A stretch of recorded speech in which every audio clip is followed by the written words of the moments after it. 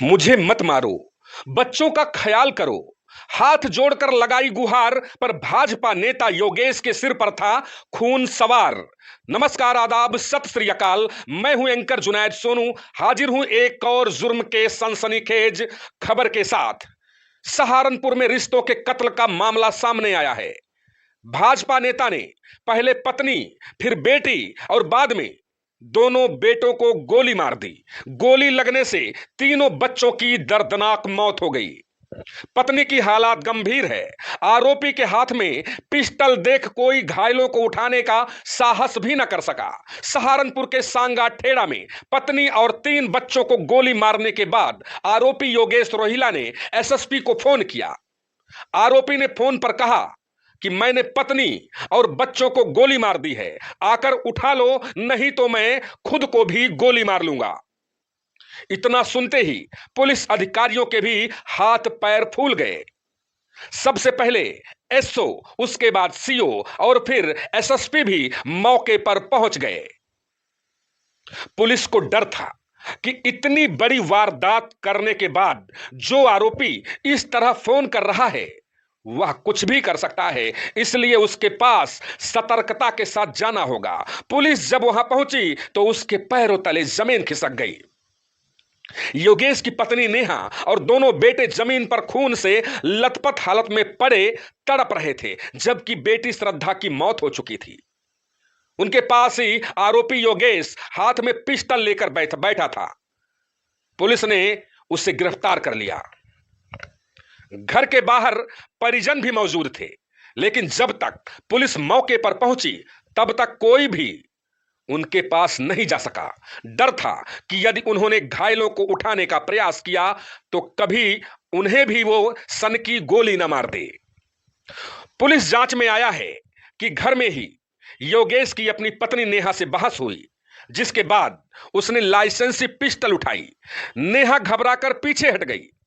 बताया जा रहा है कि उसने हाथ जोड़कर कहा, योगेश तुम क्या कर रहे हो, मुझे मत मारो, बच्चों का ख्याल करो। लेकिन योगेश के सर पर जैसे खून सवार था। अगले पल उसने नेहा की कनपटी पर गोली मार दी, जिससे वह खून से लथपथ होकर जमीन पर गिर पड़ी। 13 साल पहले योगेश ने लिया था पिस्टल का लाइसेंस, जिस पिस्टल से योगेश रोहिला ने अपनी पत्नी नेहा, बेटी श्रद्धा, बेटे देवांश और शिवांश की गोली मारी थी, उसका लाइसेंस करीब 13 साल पहले लिया गया था। 2013 में अपने नाम से ही पिस्टल का लाइसेंस उसने लिया था। वो पिस्टल को ज्यादातर अपने पास ही रखता था। बताया जा रहा है कि पिछले करीब 2 माह से पत्नी को वो लगातार प्रताड़ित कर रहा था, टार्चर कर रहा था, परेशान कर रहा था। एसबीडी जिला हॉस्पिटल की इमरजेंसी में सबसे पहले एम्बुलेंस से शिवांश पहुंचा, उसके बाद देवांश और उसकी मां नेहा को लाया गया। चिकित्सकों ने चेक किया तो देवांश और शिवांश को मृत घोषित कर दिया, जबकि नेहा की सांस चलती मिली। इसके बाद चिकित्सकों ने हायर सेंटर रेफर कर दिया। रेफर करने के लिए एएलएस एम्बुलेंस को बुलाने के लिए कहा, लेकिन एएलएस एम्बुलेंस वीआईपी कार्यक्रम के चलते नहीं आई। इसलिए बाद में नेहा की 108 एम्बुलेंस से ही राजकीय मेडिकल कॉलेज भेजा गया। गांव में योगेश रोहिला ने घर के पास ही कैंप कार्यालय बना रखा था। कैंप कार्यालय को देखने से लगता है कि उसके ठाठ बाट किसी विधायक, एमएलए, सांसद, एमएलसी या किसी मंत्री से कम नहीं थे। कार्यालय के अंदर तमाम बड़े नेताओं के फोटोग्राफ लगे हुए थे। उसने बुलेट और बोलेरो गाड़ी भी ले रखी थी। उसके साथ गाड़ी का ड्राइवर और डायरी लेकर चलने वाला सहायक भी मौजूद रहता था। ये ठाठ बाट था उसका। उसके पास एक लाइसेंस रिवॉल्वर था। उसी लाइसेंस रिवॉल्वर की 2 मैगजीन से उसने अपनी पत्नी और बच्चों को गोली मार दी। उत्तर प्रदेश के सहारनपुर जिले के गंगोह के सांगा ठेड़ा गांव में यह दिल दहला देने वाली वारदात हुई है। भाजपा नेता योगेश रोहिला ने अपनी पत्नी और 3 बच्चों के सिर में लाइसेंसी पिस्टल सटा करके गोली मार दी। उसको जरा भी रहम नहीं आया अपने परिवार पर। मरने वालों में इसमें श्रद्धा 8 वर्ष, देवांश 7 वर्ष, शिवांश 7 वर्ष की मौत हो गई, जबकि पत्नी नेहा 32 वर्ष मेडिकल कॉलेज में जिंदगी और मौत के बीच जूझ रही है। योगेश ने खुद फोन करके पुलिस को वारदात की सूचना दी। पुलिस ने घर पहुंचकर उसे गिरफ्तार कर लिया। अभी तक जांच में सामने आया है कि आरोपी को अपनी पत्नी के चरित्र पर शक था, जिसके चलते इस जघन्य वारदात को योगेश ने अंजाम दिया। योगेश रोहिला भाजपा में जिला कार्य समिति का सदस्य है। दोपहर करीब 1:30 बजे योगेश बाहर से आया और घर में जाकर कमरे का दरवाजा बंद कर लिया। करीब 2 बजे कमरे से एक के बाद एक कई गोलियों की आवाज सुनाई दी। इस पर उसी मकान के दूसरे हिस्से में रहने वाली योगेश की चाची मीना व अन्य परिजनों ने दरवाजा खटखटाया, लेकिन अंदर जाने का प्रयास नहीं किया। उन्हें भी डर था कि कुछ घटना घट गई है शायद। योगेश ने दरवाजा खोला और तेज आवाज में कहा कि मैंने पत्नी और तीनों बच्चों को गोली मार दी। ये सुनते ही परिजन हैरान रह गए, वहां से पीछे हट गए। उन्होंने जब अंदर जाकर, कुछ लोगों ने उसमें से अंदर जाकर देखा तो वहां चारों खून से लथपथ हालत में पड़े थे। श्रद्धा की मौत हो चुकी थी, जबकि पत्नी और अन्य दोनों बच्चे तड़प रहे थे। सभी के सिर में गोली मारी गई थी। चाची अंदर नहीं जा सकी, वो खामोश थी।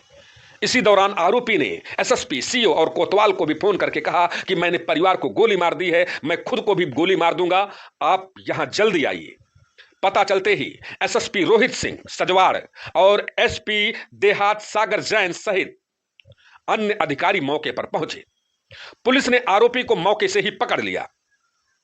पकड़ना क्या था, जब उसने खुद ही बुलाया था तो आराम से जाता। लाइसेंसी पिस्टल को भी जब्त कर लिया गया है। घायलों को जिला हॉस्पिटल में लाया गया, जहां शिवांश और देवांश की भी मौत हो गई। नेहा को मेडिकल कॉलेज रिफर किया गया।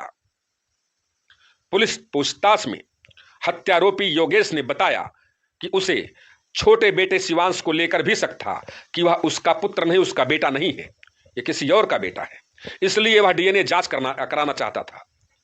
डीएनए जांच में पता लग जाता है ये संतान किसकी है। इसे लेकर भी कई बार पत्नी के साथ बहस हुई। आरोपी ने यह भी बताया कि उसे डर था कि पत्नी उसे जहर देकर ना मार दे, इसीलिए उसने पहले ही यह कदम उठा लिया। वो मुझको मारती उससे पहले मैंने उसको मार दिया। हालांकि पत्नी और 3 बच्चों को गोली मारने के बाद हत्यारोपी योगेश के चेहरे पर किसी तरह का भी सिकन नहीं दिखाई दिया। चेहरा देखकर ऐसा लग रहा था योगेश का कि उसने जैसे कुछ किया ही नहीं है। जब पुलिस उसे गिरफ्तार करके थाने लेकर पहुंची, तब वह जाकर के गुमसुम सा बैठ गया। शायद थोड़ा सा अब दिल पसीज रहा होगा। पुलिस कर्मियों से उसने बोला कि गलत हो गया। कैराना निवासी रजनीश की तहरीर पर गंगोह पुलिस ने हत्यारोपी जीजा योगेश के खिलाफ केस दर्ज कर लिया है। भाई रजनीश का कहना है कि जीजा ने मेरी बहन के सिर में गोली मारी, इसके साथ ही बहन के बच्चों को भी, यानी भांजों को भी उसने गोली मार करके मौत के घाट उतार दिया। रजनीश ने पुलिस से सख्त कार्रवाई की मांग की है। तीनों बच्चों का देर शाम तक पोस्टमार्टम नहीं हो सका था। शव को मोर्चरी में रखने के बाद पुलिस ने पोस्टमार्टम की तैयारी की। पता लगने पर परिजन जिला हॉस्पिटल व पोस्टमार्टम हाउस पहुंचे। पत्नी नेहा की हालत गंभीर बनी हुई है, चिंताजनक है, जिसे चंडीगढ़ रेफर कर दिया गया है। इतनी बड़ी वारदात, इतनी बड़ी घटना, लगातार मैं आप सभी के साथ में रूबरू होता रहा हूं। तमाम घटनाएं, एक तरफ 2 घटनाएं ऐसी घटी, एक मेरठ में कि गर्लफ्रेंड ने जो है अपने बॉयफ्रेंड के साथ मिलकर पति की हत्या की, और दूसरा मामला राजस्थान से आया, वहां पर भी वही अपने बॉयफ्रेंड के साथ मिलकर पति की हत्या, उसको जला दिया। पकड़े गए दोनों आरोपी, तीनों आरोपी, 4 आरोपी कह सकते हैं, 2 इधर थे 2 उधर थे। और यहां भी अपने परिवार के, अपने सगों को, अपनी पत्नी, अपने बच्चों को किस तरह से उसने मौत के घाट उतार दिया। ये सोचने वाली बात है। हमारे समाज में तमाम ऐसे लोग रहते हैं जिनके बारे में हमें पता ही नहीं होता कि उनके दिमाग में, उनके माइंड में क्या चल रहा है, क्या घटनाएं घट जाती हैं। ये जब घटनाएं घट जाती हैं तब हम लोगों को पता लगता है कि ये तो इस माइंड का इंसान था। मित्रों, रिश्तों को जो है इस तरह से, जहां एक तरफ रिश्तों को सजो करके रखना चाहिए, आपसी सामंजस्य नहीं होता है, लगातार जब विवाद होते रहते हैं तो फिर इसी प्रकार की घटनाएं घट जाती हैं। बहुत ही दर्दनाक हादसा है। 3 लोगों की मौत, पत्नी भी सिर में गोली लगी है तो फिर कुछ कह नहीं सकते हैं। यहां 4 मौत हो सकती है। बहुत ही दर्दनाक हादसा है। इसके बारे में और क्या बताएं। और भी जो जानकारी इकट्ठा हो पाएगी मैं आप सभी लोगों तक एक बार फिर से हाजिर रहूंगा एक और खबर के साथ। तब तक दीजिए इजाजत। जिन लोगों ने हमारे Facebook ID, Facebook page singer Junaid Sonu को फॉलो नहीं किया है, जिन लोगों ने हमारे यूट्यूब चैनल बीटी सुपरफास्ट को सब्सक्राइब नहीं किया है, यानी यूट्यूब का जो मेरा चैनल है उस पर भी ये खबर अपलोड किया जाता है और उस चैनल का नाम है बीटी सुपरफास्ट। बड़ा प्यार और दुलार मिल रहा है, तो बीटी सुपरफास्ट चैनल को भी आप लोग करें सब्सक्राइब। हमारे Facebook page singer Junaid Sonu को करें फॉलो और लगातार नवीन खबरों के साथ बने रहें। फॉलो किए रहेंगे, सब्सक्राइब किए रहेंगे तो मेरे द्वारा जो भी खबरें अपलोड की जाएंगी सबसे पहले आप तक पहुंचेंगी। तो मिलते हैं अगले वीडियो में, तब तक के लिए नमस्कार।